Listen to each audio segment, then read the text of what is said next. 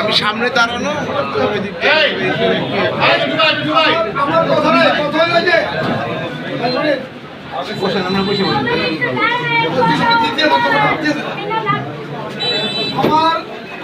আমি আজকে যে দলীয় কর্মসূচি আমাদের নেতা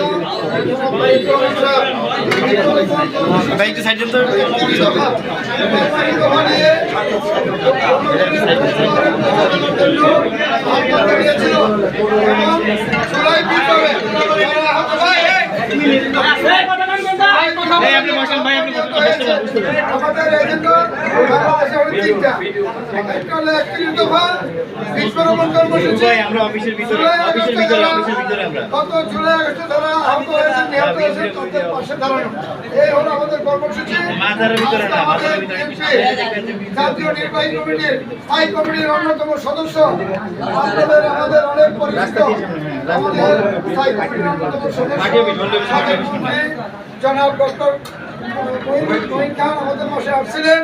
আমরা আপনাদের প্রতি কৃতজ্ঞ।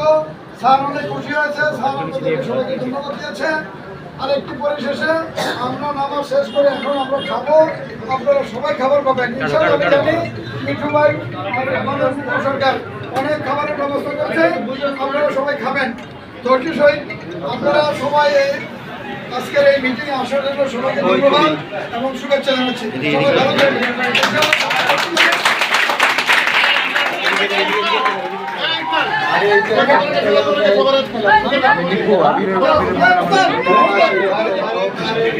সবাই ভালো বাইরে দিয়ে দিবে ওটা